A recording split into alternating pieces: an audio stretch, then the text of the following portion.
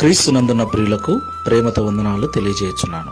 ఈరోజు దావీదు గారి ద్వారా దేవుడు మనకు చేస్తున్న వాగ్దానం ఏమిటనగా 66వ కీర్తన 20వ చరణం.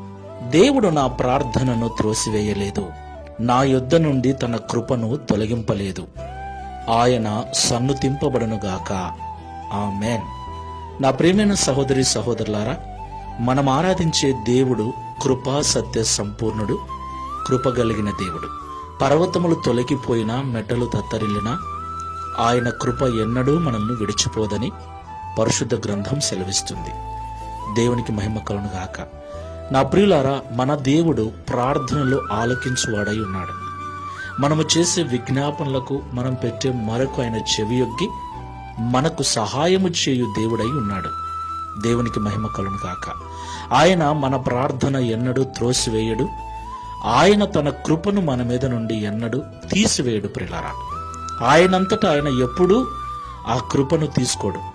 ఒక్కసారి ఆయన కృప చూపితే అది వేవేల తరముల వరకు నిలిచి ఉంటుంది.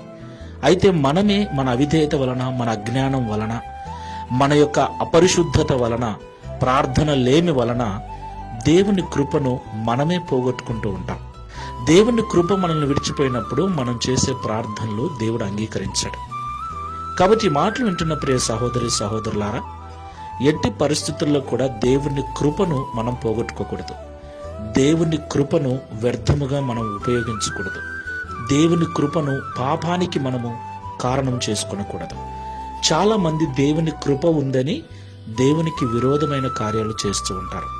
ప్రియులారా, దేవుని కృప మేలు కొరకే గాని కీడు కొరకు కాదు. దేవుని కృప ఆశీర్వదించబడట కొరకే గాని అజ్ఞానంలో నడుచుట కొరకు కాదు. కాబట్టి మాటలు వింటున్న మనం అందరం కూడా ఒకసారి పరిశీలన చేసుకుని ప్రార్థన చేసుకున్నాం.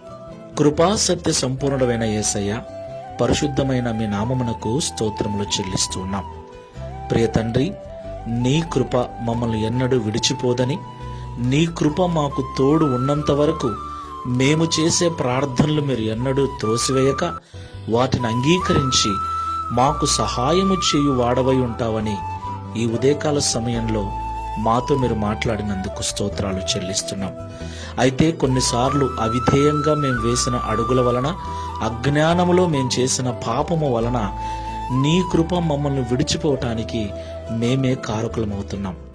అవును తండ్రి, సంసోను పాపములో పడినప్పుడు నీ యొక్క నిబంధనను త్రోసివేసినప్పుడు నీ ఆత్మ సంసోనును విడిచిపోయిందని పరిశుద్ధ గ్రంథంలో చదువుకుంటున్నాం.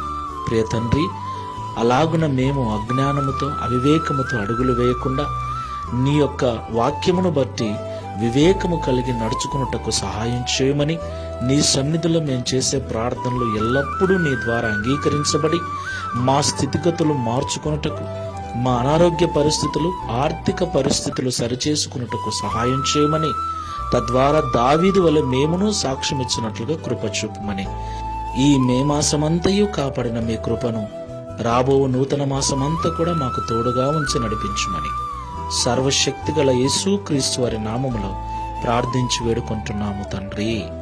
ఆమేన్. Praise the Lord. God bless you.